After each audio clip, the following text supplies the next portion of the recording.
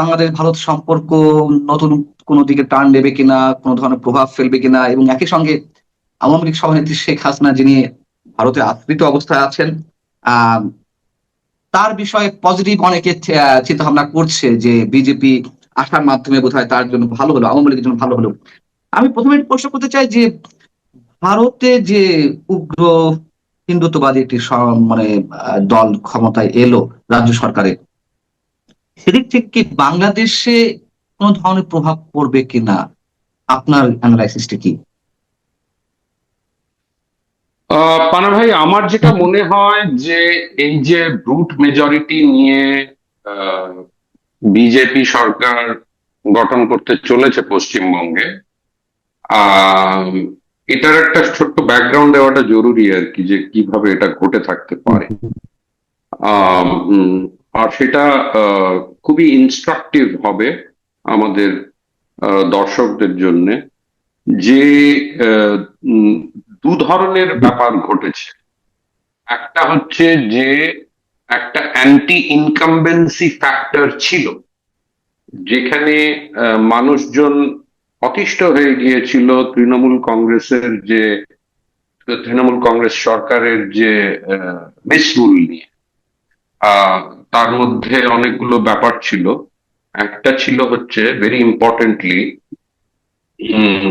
Minority appeasement.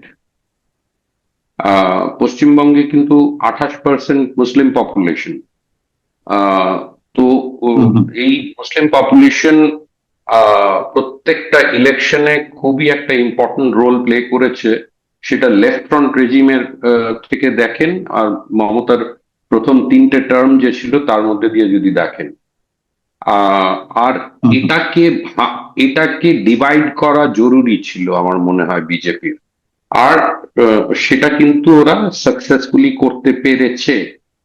আহ, যে যে অন্য দলগুলো এবার কন্টেস্ট করেছে ইলেকশনে, কংগ্রেস বলুন, সিপিএম বলুন, তারপরে একটি বামপন্থী দল আছে আইএসএফ বলুন, তাতে আর আপনাদের সবারই জানা আছে নিশ্চয়ই যে তৃণমূল কংগ্রেস থেকে ভেঙে বেরিয়ে এসেছিলেন একজন নেতা, হুমায়ুন কবির বলে, যিনি মুর্শিদাবাদে প্রভাব রাখেন। উনি 2টো সিট জিতেছেন কিন্তু। তো এটা একটা ফ্যাক্টর। আর সেকেন্ড ফ্যাক্টর হচ্ছে মানে এই যে ম্যাল গভর্নেন্স, তার সঙ্গে জড়িত হচ্ছে এই সিন্ডিকেটবাজ। আর এটার মানে রিফ্লেকশন কিন্তু আমরা ইলেকশন শেষ হয়ে যাওয়ার পরে পোস্ট পোল ভায়োলেন্স যেটা হচ্ছে সেখানে, যেখানে আমরা দেখছি অনেক ভিডিওস দেখছি, যেখানে এই সিকিউরিটি ফোর্সেস, স্পেশালি এই সিআরপিএফ, এরা কিন্তু চুপচাপ দাঁড়িয়ে আছে। যেই তৎপরতা দেখিয়েছিল পোলিং ডেতে, সেই তৎপরতা কিন্তু আর ছিল না এটাকে থামাবার। এই ভায়োলেন্সটা কিন্তু বিজেপির লোকজনরা করছে নানান জায়গায়, আর সেগুলো মিডিয়া রিপোর্টও করছে না ঠিক মতন। ট্রেডিশনাল মিডিয়া যেগুলো, তারা সেলফ সেন্সরশিপে চলে গেছে অলরেডি। তো এটার যে ইম্প্যাক্টটা হবে, আমরা দেখতে পাচ্ছি যে এই যে ভায়োলেন্সটা যে এখন হচ্ছে, এটা কিছুটা আমার মনে হয় একটা অ্যাডপ্টেড মডেল। এই মডেলটা আমরা বাংলাদেশে দেখেছি কিন্তু, এই যে 18 মাস ইউনূসের শাসনে যেই ধরনের ভায়োলেন্স মব করেছে, ঠিক ওই মবের ভায়োলেন্স আমরা এখন দেখতে পাচ্ছি পশ্চিমবঙ্গে। তো এটা কি পরিকল্পিত নাকি অন্য কিছু? আমরা দেখলাম কয়েকদিন গতকাল একটা পার্টিকুলার কনস্টিটিউয়েন্সিতে লেনিনের স্ট্যাচু ভেঙে গুড়িয়ে দেওয়া হয়েছে। আর এগুলো আমরা অভ্যস্ত হয়ে গিয়েছিলাম বাংলাদেশে দেখে 5ই অগস্ট 2024-এর পর। তো মনে হচ্ছে যে বাংলাদেশের টেমপ্লেটটাকে পশ্চিমবঙ্গে দেখতে পাচ্ছি আর কি। এটা একটু প্রশ্ন করি, সেটা হচ্ছে যে ডক্টর ইউনূস আসার পরে 5 আগস্টের পর পরে আমরা দেখলাম যে শুধু হিন্দু কমিউনিটি নয়, দলমত নির্বিশেষে যারা আওয়ামী পন্থী ছিল অথবা মুক্তিযুদ্ধ পন্থী যারা ছিলেন, তাদের উপরে একেবারে গড়ে পড়তা আক্রমণ, মুক্তিযুদ্ধের স্মৃতিচিহ্নগুলো ধ্বংস করে দেওয়া। আপনি লেনিনের স্ট্যাচুর কথা বলছিলেন পশ্চিমবঙ্গে, ঠিক পশ্চিমবঙ্গে একই ধরনের মব ক্রিয়েট করে এই ধরনের ভায়োলেন্স হচ্ছে, সেই জায়গা থেকে যদি আমি প্রশ্ন করি, এই ভায়োলেন্স গুলো কি ওরকমই যেটা ইউনূস আমলে হয়েছিল? মানে আমি বলছি একদম যে একদম মানে একদম, মানে এটা শুধুমাত্র বললাম যে অ্যাজ ইফ একটা মডেল ফলো করা হচ্ছে, বাংলাদেশ মডেলটা যেন সামনে ছিল লোকেদের সামনে। এই মডেলের কিছু কিছু স্ন্যাপশটস বলতে পারি আমরা আচ্ছা, পশ্চিমবঙ্গে এই মুহূর্তে দেখতে পাচ্ছি। মানে এটা কি শুধুমাত্র তৃণমূলের যারা নেতা কর্মী বা অনুসারী তাদের উপরে, নাকি একই সঙ্গে আবার মুসলিম মোস্টলি কমিউনিটির উপরে? মোস্টলি হুম, মোস্টলি মোস্টলি তৃণমূল, মোস্টলি তৃণমূলের ওপরে হচ্ছে। এখনো আচ্ছা, মাইনরিটিসদের সেভাবে টার্গেট করেনি, সেটা আচ্ছা, হয়তো সেই ভয় কিন্তু আছে পশ্চিমবঙ্গে লোকেদের মধ্যে, যে মাইনরিটিসদের উপরে টার্গেট হতে পারে। কিন্তু সেই মাইনরিটিসদের কোন মাইনরিটিস? যারা তৃণমূলকে ভোট দিয়েছে, নাকি যারা লেফটকে ভোট দিয়েছে, নাকি যারা কংগ্রেসকে ভোট দিয়েছে? আবার কিছু কিছু ক্ষেত্রে কিছু কিছু মাইনরিটির লোকজনরা কিন্তু বিজেপিকেও ভোট দিয়েছে। তো এখন আমার মনে হয় মাইনরিটিদের বিরুদ্ধে যদি কোনো ব্যাকল্যাশ হয়, আহ সেটা এই মুহূর্তে হবে না। তাহলে এই মুহূর্তে কেন হবে না? এই মুহূর্তে আহ, এখনো কিন্তু সরকার গঠন হয়নি। হ্যাঁ, আমরা জানি যে মে মাসের 9 তারিখে সোয়ারিং ইন সেরিমনি আছে আর কি। হ্যাঁ, তো তার হুম, আগে হয়তো মুখ্যমন্ত্রী কে হবে সেটার সেটা আমরা জানতে পারবো। এখন সেটা শুভেন্দু অধিকারী হবে, না ওনার থেকেও ওনার থেকেও কট্টর কোনো রাইট উইং এর নেতাকে মুখ্যমন্ত্রী করা হবে? এখন সেটার উপরেও ডিপেন্ড করছে আগামী দিনে, আগামী দিনে মেজরিটেরিয়ান রিয়াকশন কি হতে পারে, হুম, ইন রিলেশন টু মাইনরিটিস। জি। আহ, আমার প্রশ্ন হচ্ছে যে, যেই অভিযোগটি বিজেপির পক্ষ থেকে ছিল বা মোদী সরকারের পক্ষ থেকে ছিল ডক্টর ইউনূস সরকারের সময়, যে বাংলাদেশে একেবারে ম্যাসিভ আকারে হিন্দু কমিউনিটির উপর নির্যাতন হচ্ছে, হয়েছে, এটি সত্য কথা। আবার ভারতের বিভিন্ন গণমাধ্যমে নানান ভাবে রং চং দিয়ে মানে গুজব ছড়ানো হয়েছে যে লাশের পর লাশ ভাসছে ঢাকা শহরে, আহ চিটাগাঙে সেনাবাহিনী, বাংলাদেশ সেনাবাহিনী হিন্দুদের উপর আক্রমণ করছে, এরকম আচ্ছা গুজব ভাই, ছড়িয়েছে। মাইনরিটিসদের উপরে অ্যাটাক হয়েছিল, এর মধ্যে কোনো সন্দেহ নেই। না, হুম, সন্দেহ নেই, আমি সেটা সেটা বলছি যদি না, আমরা অবশ্যই হয়েছে। আমরা একটা হ্যাঁ, মানে যে বাড়াবাড়ি লেভেলের রং চং দিয়ে যেগুলো, সেগুলোকে তো অবভিয়াসলি ডিসকাউন্ট করা উচিত। কিন্তু মাইনরিটিসদের উপরে কিন্তু খুব প্রলংড ঠিক, অত্যাচার হয়েছে এই 18 মাসে, আমরা সেগুলো জানি। আর খুব ভয়াবহ আহ, আহ, ঠিক আহ, হয়েছে, আহ, হয়েছে। ভয়াবহ ইনসিডেন্ট হয়েছে। হ্যাঁ, এখন আমরা চাই, সবাই চায় আমার মনে হয়, যে এই ধরনের কিছু যেন পশ্চিমবঙ্গে না হয়। যেই ধরনের ভিডিও আমরা দেখতে পাচ্ছি তাতে মনে হচ্ছে সিআরপিএফ এর লোকজন মেশিন গান নিয়ে দাঁড়িয়ে, সাবমেশিন গান নিয়ে দাঁড়িয়ে, অ্যাসল্ট রাইফেলস নিয়ে দাঁড়িয়ে, তারা মিয়ার স্পেকটেটার্সদের মতন এই ভায়োলেন্ট মবের সামনে চুপ করে দাঁড়িয়ে আছে। এই ধরনের ভিডিওস আমরা দেখতে পাচ্ছি। আর তার সঙ্গে আমি কিন্তু বললাম যে মিডিয়া, ট্রেডিশনাল মিডিয়া একটা ইরেসপন্সিবল রোল প্লে করছে by not highlighting the attacks on the minorities বলেন, বা তৃণমূলের লোকজনদের ওপরে যে অ্যাটাক গুলো হচ্ছে তাতে বলেন। মাইনরিটিসদের ওপরে সেই ধরনের অ্যাটাক এখনো শুরু হয়নি, কিন্তু যদি হয়, তৃণমূলের অফিস ভাঙচুর হয়েছে, আগুন ধরানো হয়েছে, দখল হয়েছে, সেটা কলকাতা বলুন বা জেলায় জেলায় বলুন, সেগুলো হচ্ছে।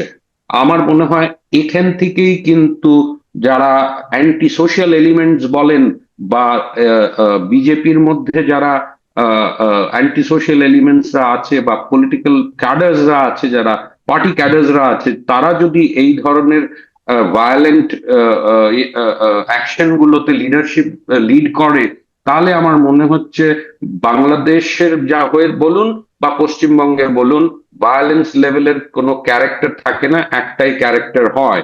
কিন্তু এখানে আপনি যেটা একটু আগেই বললেন, যেই পজিশনটা বাংলাদেশের ক্ষেত্রে নিয়েছিল ভারত, বলেছিল কিছু বেশ কয়েকবার যে ভায়োলেন্স যাতে থামে আর কি, মাইনরিটিসদের উপরে যাতে অ্যাটাক থামে, বলেছিল, অল্প আধটু বলেছিল, বেশি বলেনি। কিন্তু কিন্তু এই ক্ষেত্রে যখন নিজেদের বাড়ির মধ্যে একটি দল আগুন ধরাচ্ছে, তখন যদি বিজেপি সরকার বলুন বা বিজেপির নেতৃত্বে যারা আছে পশ্চিমবঙ্গে, তারা যদি এটাকে বন্ধ করার জন্য কোনো উদ্যোগ না নেয়, তাহলে এটা খারাপের দিকে যেতে পারে। অনুপ্রবেশ নিয়ে কথা হচ্ছে, যেহেতু 90 লাখ প্রায় মানুষকে ভোটার তালিকা থেকে বাদ দেওয়া হয়েছে, এর মধ্যে যারা মারা গেছেন বা যারা ফলস ভোটার আছেন এমন যেমন আছে। আবার আমি একটা কথা অনুপ্রবেশ। বলে দিচ্ছি, জি, আমি একটা কথা আমি বুঝেছি। জি। এই যে যেটাকে বলে পুশব্যাক, হুম, হুম, হুম। এই পুশব্যাক টুশব্যাক কিছু হবে না। The only objective was to disenfranchise these people. Period. আচ্ছা। এদের পুশব্যাক করার মতন ক্ষমতা নেই, এদের পুশব্যাক করার মতন ইনফ্রাস্ট্রাকচার নেই, এদের পুশব্যাক করার মতন যে ল অ্যান্ড অর্ডার মেশিনারিটা লাগবে। এই যে ওভার হুম, হুম।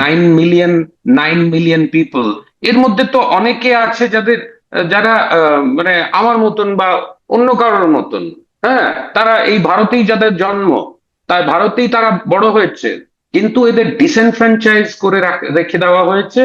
আর এটা এটা নিয়ে কোনো লিগাল স্টেপ পরবর্তীকালে আমরা দেখতে পাবো কিনা সেটা পরের কথা। সরকারের পক্ষ থেকে এই যে 91 লাখ লোককে যে ডিসেনফ্র্যাঞ্চাইজ করা হয়েছে, তাদের বাংলাদেশি আখ্যা দিয়ে বা মাইগ্রেন্টের আখ্যা দিয়ে যে আরবিট্রারি ডিসিশনস নিয়ে এক ধরনের স্টেপ নেবে, সেটা করার মতন সাহস কিন্তু এই সরকারের থাকবে না। সেটা করতে গেলে কিন্তু কিন্তু কিন্তু নরেন্দ্র পশ্চিমবঙ্গে মোদী। পশ্চিমবঙ্গে আরো ভায়োলেন্স বেড়ে যাবে। সেটা কিন্তু এই সরকারের থামানোর মতন ক্ষমতা আর থাকবে না তাহলে। যদি সেটাই হয়, যদি ওই ধরনের উদ্যোগ নেওয়া হয়, অনুপ্রবেশ ঠেকাতে পুশ ব্যাক করার চেষ্টা করা হয়, যদি ভায়োলেন্স বেড়ে যায়, এবং নরেন্দ্র মোদী তাহলে এটার প্রতিক্রিয়া তো একটা বাংলাদেশে হবে, তাই না? আমি একটু ধরিয়ে দিই।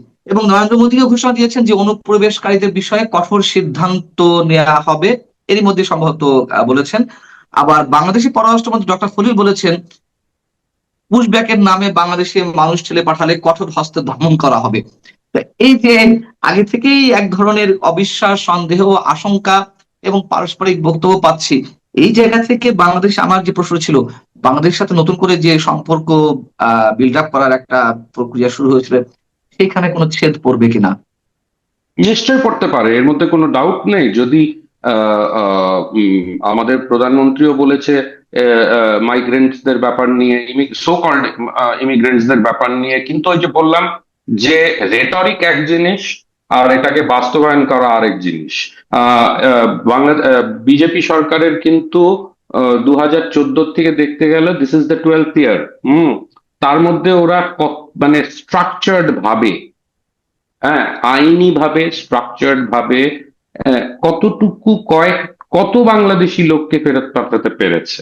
এরা কারা? How will you distinguish between migrant and so called son of the soil? হ্যাঁ, কে তারা? তারা কারা? এখন মাইগ্রেন্ট যদি এসে থাকে, তারা কি গলার মধ্যে মাইগ্রেন্ট লাগিয়ে ঘুরে বেড়াচ্ছে?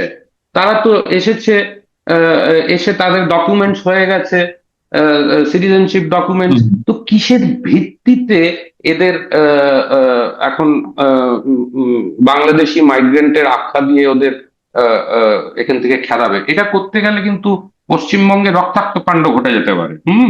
পশ্চিমবঙ্গে কিন্তু একটা জিনিস মনে রাখতে হবে, পশ্চিমবঙ্গে 28% পপুলেশন কিন্তু মুসলিম পপুলেশন। তারা হুম। আহ, উম, তারা কিন্তু ইনভিজিবল মাইনরিটি না, তারা হচ্ছে ভিজিবল মাইনরিটি। হুম। বাংলাদেশ ভারত সম্পর্কে জায়গা থেকে আরেকটা প্রশ্ন করি, যে সীমান্ত সমস্যা রয়েছে, সীমান্ত মানে সীমান্ত হত্যা, অনুপ্রবেশকে অভিযোগ করে অভিন্ন পানি বন্টনের যে চুক্তি, বা বিশেষ করে তিস্তা চুক্তি, এবং অনুপ্রবেশ, এই সবকিছু মিলিয়ে আমি যদি মোটামুটি একটু ইন ব্রিফ আপনাকে জানতে চাই, যে সম্পর্কটা কি মাঝপথে গিয়ে আবার নতুন করে একটা বিচ্ছেদের জায়গা যাবে? আমি সেটা এত তাড়াতাড়ি বলবো না, ইট ইজ টু আর্লি। বাংলাদেশের যে সো কল্ড ফরেন মিনিস্টার, সে তো আর ইলেক্টেড লোক না। আমরা জানি খলিলুর রহমানের ব্যাকগ্রাউন্ড কি, আমরা সবই জানি।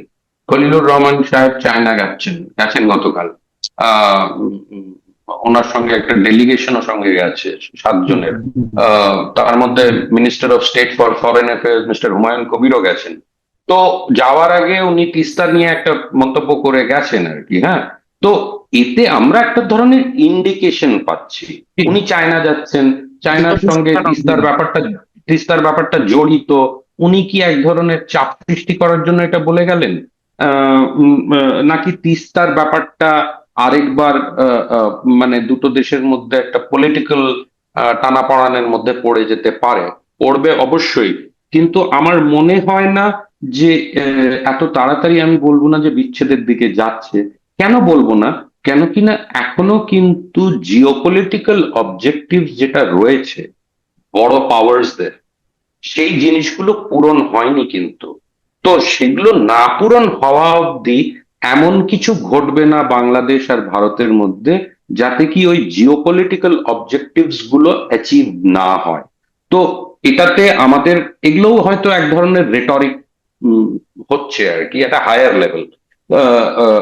কিন্তু আমি এটা এক্সপেক্ট করছি না যে একটা বাংলাদেশ আর ভারতের মধ্যে যে একটা সুসম্পর্কর সিগন্যাল আমরা পেয়েছিলাম সেটা আবার বিচ্ছিন্ন হয়ে যাবে, বা তার মধ্যে আবার নতুন করে ফাটল ধরবে এমন ভাবে যে দুটো জায়গায় মানে দু তরফ থেকেই আর কি কিছু থর্নি ইস্যুস নিয়ে ফাটল ধরতে পারে। সেটা আমি এখনই এক্সপেক্ট করছি না। আমার মনে হয় এই চাপ, কাউন্টার চাপ, এই ধরনের রেটরিক এটা চলবে কিছু কিছু কিছু সময় অবধি। কিন্তু সময় মতন যদি কোনো ধরনের ডিসিশন না হয়, আর এখানে আমাদের দেখতে হবে বিএনপি সরকার কি পজিশন নিচ্ছে। বিএনপি সরকার কি বাংলাদেশ ভারতকে এক সাইডে ভারত আরেক সাইডে চায়নাকে রেখে এক ধরনের খেলার চেষ্টা করছে, যে কতটুকু অন্য জায়গায় অন্য ধরনের কনসেশনস পাওয়া যায়। এগুলো হয়ে থাকে, এই ধরনের বার্গেনিং, এনকাউন্টার বার্গেনিং। কিন্তু এগুলো করতে গিয়ে আশা করি যে বাইল্যাটারাল রিলেশনসে কোনো ধরনের অ্যাডভার্স ইম্প্যাক্ট না হয় এটা। পশ্চিমবঙ্গের শুভেন্দু অধিকারীরা কিংবা বিজেপি রাজ্য সরকারের গঠন করতে যাওয়ায় আওয়ামী লীগের মধ্যে বেশ একটি উচ্ছ্বাস ভাব, এবং তারা হয়তো কোনো কোনো দিক থেকে মেলানোর চেষ্টা করছে তাদের জন্য সুবিধা হবে রাজনীতি পুনর্বাসিত হতে, অথবা শেখ হাসিনার জন্য আরো বেটার কিছু ওয়েট করছে। এই ধরনের চিন্তা ভাবনার কোন ধরনের ভিত্তি আছে কিনা আপনার কি মনে হয়? আমার মনে হয় এটা হলো একটা পাইপ ড্রিম। শুভেন্দু অধিকারী এ নিয়ে কথা বলেছে, আহ, কিন্তু আমার মনে হয় যে পশ্চিমবঙ্গে যে বিজেপি সরকার গঠিত হতে চলছে তাদের খুব একটা যে এটা নিয়ে থাকবে আমার মনে হয় না। এই জিনিসটা হচ্ছে একটা অত্যন্ত সেন্সিটিভ ব্যাপার। সেটাতে শুভেন্দু অধিকারী বলুন বা যে মুখ্যমন্ত্রী যেই হোক, তাদের কোনো খুব একটা বেশি থাকবে কিনা। তো আরেকটা জিনিস এটার সঙ্গে দেখতে হবে, আওয়ামী লীগের রিয়ালিস্টিক্যালি আওয়ামী লীগের ফেরত যাওয়ার যে ব্যাপারটা, সেটা কিন্তু আমরা আমাদের জিওপলিটিক্স এর লেন্স দিয়ে দেখতে হবে। যতদিন না অবধি মার্কিনী অবজেক্টিভস ফুলফিল না হয় ততদিন কিন্তু আওয়ামী লীগের ফেরতের আমি কোনো সাইন্স দেখতে পারবো না আর কি। তো সেটা কিরম সময়সীমা হবে, I have no ready answer. কিন্তু আমার এটা মানে যেই ধরনের ইনপুটস পাওয়া যাচ্ছে তাতে মনে হচ্ছে যে খুব একটা শিগগিরই এটা হবে না। কেন কিনা জিওপলিটিক্যাল অবজেক্টিভস অ্যাচিভ করতেও সময় লাগে। আর এই পলিটিক্যাল অবজেক্টিভস, মার্কিনী জিওপলিটিক্যাল অবজেক্টিভস কে নিশ্চয়ই আওয়ামী লীগ যে কোনো ফর্মে হলে মেনে নিতে পারবে না। আমি জানি না যারা এই রিফাইন্ড বা রিফর্মড আওয়ামী লীগের কথা বলে তারা কতদূর তাদের অবজেক্টিভস গুলো ফুলফিল করতে পারবে, সেটাও কিন্তু আমার খুব একটা মনে হচ্ছে যে শিগগিরই হবে না, আদৌ যদি হয়, এটা আমার মনে হয় হবে না, কিন্তু আদৌ যদি এই ব্যাপারটা এগোয়, তো উম, উম, তো I would rather leave it at that, যে পশ্চিমবঙ্গে যে নতুন স্টেট গভর্নমেন্ট হতে চলেছে তাদের খুব একটা যে রোল হবে মানে জি। আওয়ামী লীগের আওয়ামী লীগের ফিরে যাওয়ার ব্যাপার নিয়ে, আওয়ামী লীগের নেতাদের ফিরে যাওয়ার ব্যাপার নিয়ে, সেটা আমাদের আপাতত এইমাত্র এটাকে একটা পাইপ ড্রিম বলেই আমি মানে বলতে চাই আর কি। আওয়ামী লীগের নেতারা না, বা আওয়ামী ফিরে লীগের যাওয়া, ফিরে কর্মীরা যাওয়া বলতে দুটো দুটো তারা, দুটো মিনিং হতে পারে। ফিরে ফিরে আসার বিষয়ে দুটো মিনিং হতে পারে, একটা হচ্ছে শক্তিশালী হয়ে ফেরা, আর একটা হচ্ছে ওইখানে থাকতে পারা না পারা প্রশ্ন। আপনি কোনটা মিন করছেন? আমি মিন করছি যে মানে দুটোই একদিক দিয়ে, এরা কিন্তু যারা আছে এখানে তারা থাকবে আপাতত। আচ্ছা। আর আওয়ামী লীগের গঠনের ব্যাপার দিয়ে যেটা হুম, হুম, হচ্ছে, সেখানে আমার মনে হয় না যে স্টেট গভর্নমেন্ট, পশ্চিমবঙ্গের স্টেট হুম। গভর্নমেন্টের কোনো রোল থাকবে। তো এদের এটাই লিমিটেড হচ্ছে, যারা এখানে আছে তারা থাকবে, তাদের হয়তো কোনো ডিস্টার্ব করবে না বা কিছু করবে না, কেন কিনা এটা, এই ম্যাটারটা গভর্নমেন্ট অফ ইন্ডিয়া দেখছে, এটা কিন্তু স্টেট গভর্নমেন্ট দেখছে না। Right, right. তো তো এটা ভুলে হুম, যাওয়া হুম। উচিত যে শুভেন্দু অধিকারী হোক বা যেই আর কি বিজেপি সরকার হোক পশ্চিমবঙ্গে, তাদের এই ম্যাটারটা নিয়ে খুব একটা সে থাকার কথা না, থাকবেও না। আমরা শেষ করবো। আহ, অনেক অনেক ধন্যবাদ সাংবাদিক চন্দ্রনন্দী, আমাদেরকে সময় দেওয়ার জন্য। আপনি ভালো থাকবেন। পশ্চিমবঙ্গের জন্য শুভকামনা, ভারতের জন্য শুভকামনা, এবং অবশ্যই আমাদের সবার জন্যই কিছু একটা মঙ্গল বয়ে আনুক, এটি আমরা প্রত্যাশা করি। আপনাকে অনেক অনেক ধন্যবাদ। দর্শক, আপনারা যারা ছিলেন, আপনারা ভালো থাকবেন। আল্লাহ হাফিজ।